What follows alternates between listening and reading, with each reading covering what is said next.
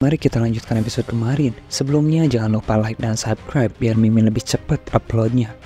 New York, London, Paris, Shanghai. Semua orang menggantungkan keselamatan dunia di pertempuran Sun Jinwoo. Leonard yang menyaksikan kejadian itu tampak tidak percaya dengan apa yang baru saja ia lihat. Sementara itu, Thomas yang terbaring lemah dan masih memiliki sedikit kesadaran bertanya, bagaimana situasinya? Dengan suara gemetar, Leonard menjawab, aku merasa seperti sedang menyaksikan akhir dari dunia ini. Baik Yeonho juga tak kalah terkejut. Ia benar-benar tidak percaya dengan kekuatan Sun Jinwoo. Dalam waktu sesingkat itu, dia bisa tumbuh menjadi seseorang yang sangat kuat. Sementara itu, pertarungan di sisi lain semakin memanas. Takan, Sila, dan Quaresa kini benar-benar terpojok oleh pasukan Shadow milik Sun Jinwoo. Quaresa kemudian berkata bahwa ia pernah mendengar ramalan sang arsitek yang mengatakan bahwa nasibnya akan berakhir di tangan sang pilar api, yaitu Antares.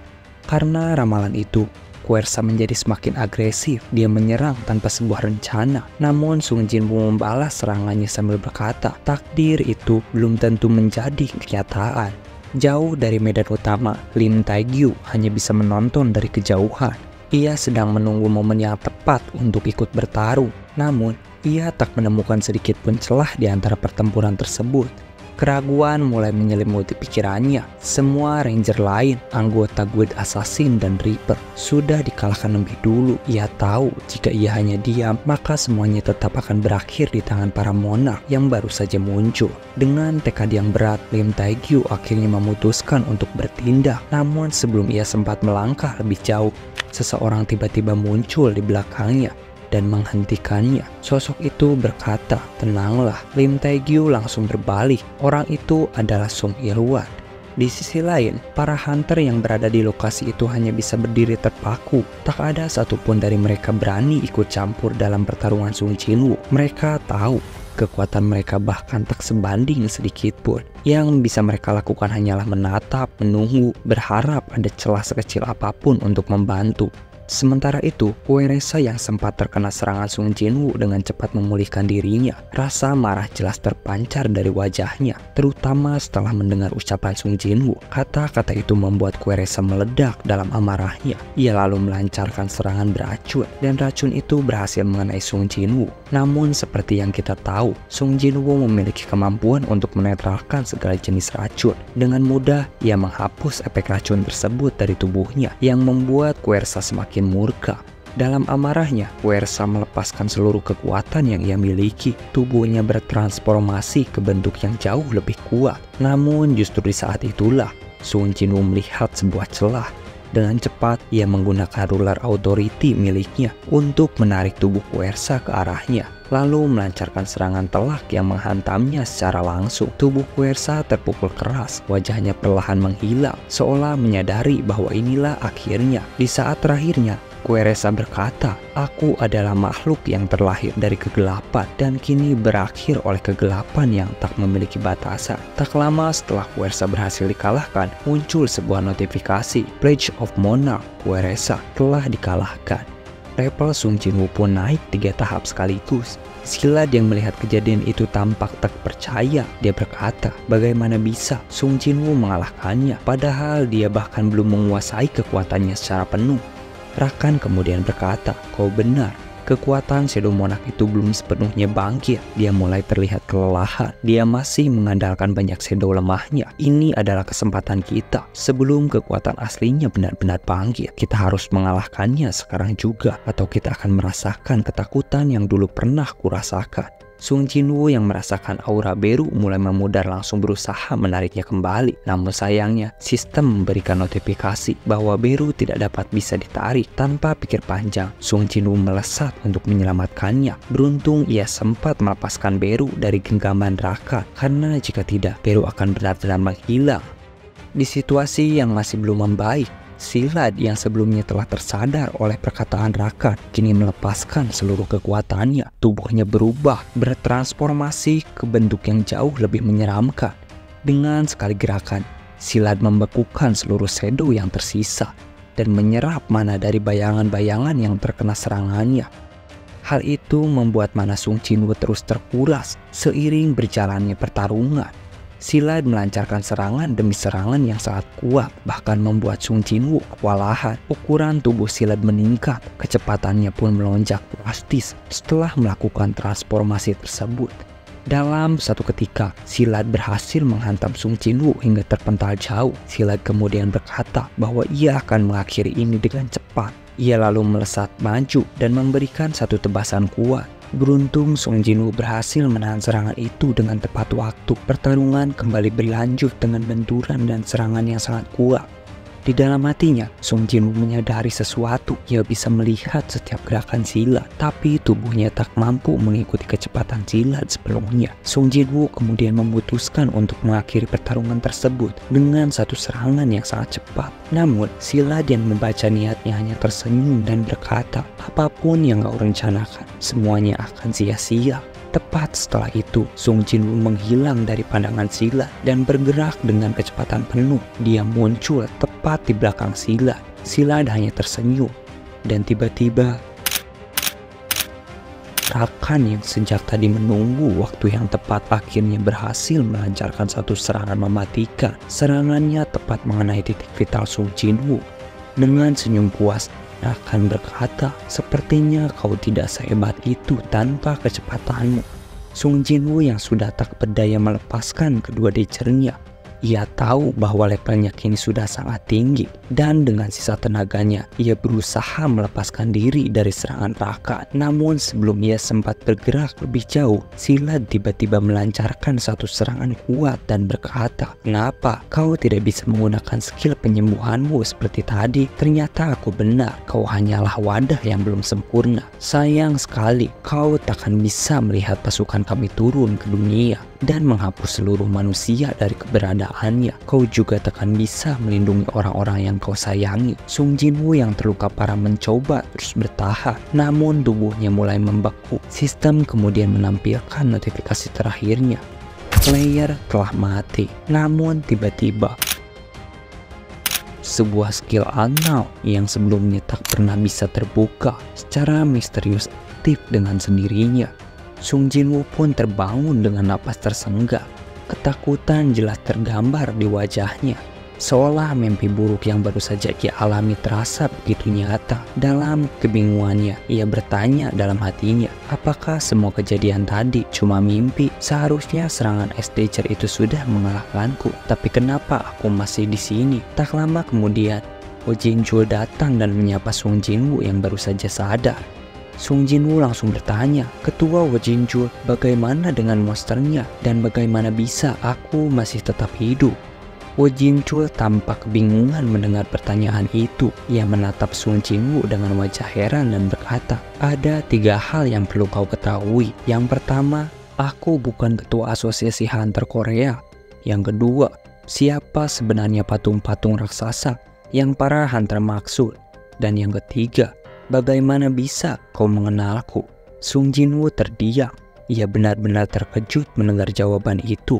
Wo Jinjul lalu menanyainya tentang insiden double dungeon. Namun Sung Jinwoo yang masih belum sepenuhnya sadar meminta sedikit waktu untuk beristirahat. Dalam kebingungannya, ia segera membuka inventorinya dan statusnya untuk memeriksa semua yang ia miliki. Dan hasilnya sama persis seperti terakhir kali ia mengalahkan Kueresa. Bahkan Kamis Danger masih ada di dalamnya. Tak lama kemudian, Jin Ah datang menjenguknya. Ia menatap kakaknya dengan ekspresi bingung. Kakak, kau terlihat sangat berbeda. Bahkan tinggi badanmu juga bertambah. Namun Sung Jinwoo tak terlalu memikirkan hal itu. Ia hanya berkata, aku akan pergi ke gedung asosiasi hunter. Aku ingin mengundurkan diri sebagai hunter. Sebelum pergi, ia juga melihat Song Yi dan berkata, fokuslah pada sekolahmu. Jangan bolos hanya karena ingin menjadi hunter. Song Yi dan Jin Ah langsung terkejut. Bagaimana bisa Sung Jinwoo tahu nama Song Yi, padahal mereka baru saja bertemu. Sung Jinwoo kemudian bergegas pergi. Namun di tengah langkahnya, ia tiba-tiba menyadari sesuatu. Semua shadow miliknya menghilang. Namun di balik ketenangannya, pikirannya masih dipenuhi kebingungan. Apa yang sebenarnya terjadi dan bagaimana semua ini bisa terjadi? Sesampainya di gedung asosiasi hunter Korea, Sung Jinwoo berencana untuk mengukur kembali kekuatannya. Namun para agen yang bertugas di sana terlihat ragu. Mereka saling menatap. Lalu salah satu dari mereka berkata, apakah kekuatannya masih bisa terdeteksi oleh alat pengukur mana? Soalnya terakhir kali alat itu bahkan tak sanggup mendeteksinya. Jika kekuatannya sudah melewati batas, mungkin hasilnya juga tak akan akurat. Akan sulit untuk mendeteksi sejauh mana level kekuatannya sekarang. Sung Jinwoo lalu berkata, sebelum aku mengukur kekuatanku, aku ingin bertemu dengan ketua asosiasi. Para agen pun langsung menawarkan diri untuk mengantarnya ke ruangan sang ketua. Namun Sung Jinwoo menolak. Tidak perlu, aku sudah tahu di mana ruangannya. Aku akan pergi sendiri. Ucapan itu membuat para agen kebingungan. Bagaimana mungkin seseorang yang bahkan baru beberapa kali datang ke gedung asosiasi Hunter bisa tahu letak ruangan ketua secara pasti? Dalam perjalanannya menuju ruangan ketua asosiasi Hunter, Sung Jinwoo bertemu dengan seorang Hunter yang dulu pernah bertarung dengannya. Hunter tersebut bernama Kang Tae-sik. Dia sedang berencana untuk membalaskan dendam kliennya. Sung Jinwoo lalu memperingatkannya dan mengatakan semua rencana yang telah Kang Tae-sik sembunyikan. Sung Jinwoo juga mengungkapkan skill rahasia miliknya.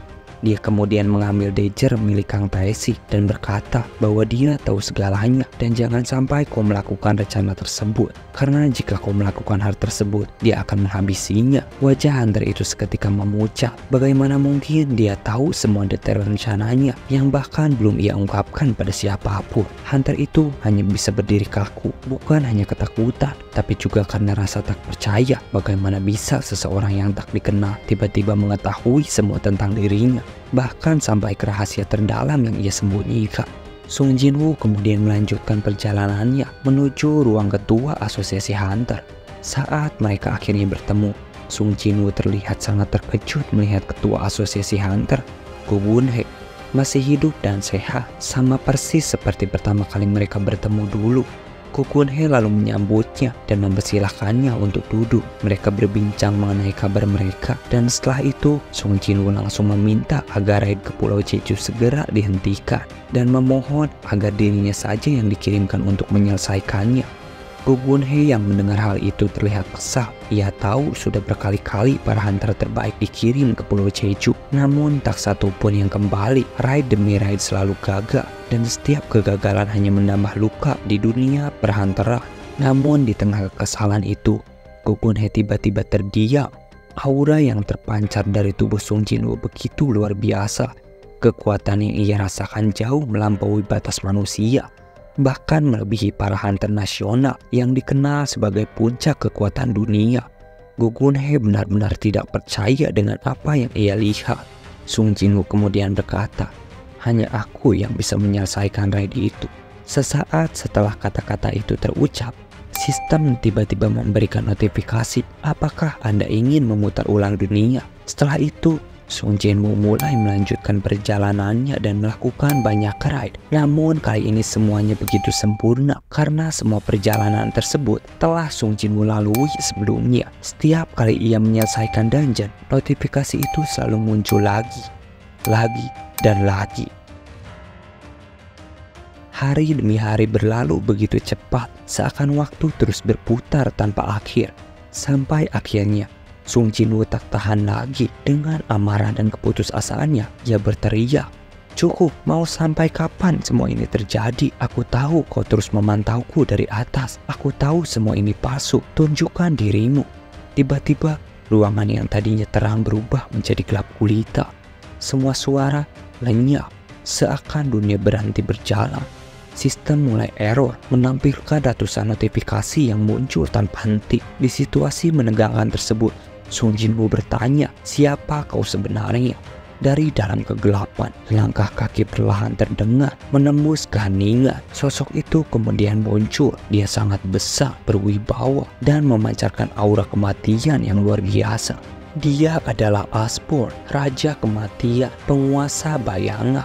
Asborn menatap Sung Jinwoo dan berkata, jika kau menginginkannya, kau bisa tinggal di sini selamanya, seolah kau tak pernah terbangun dari mimpi yang indah.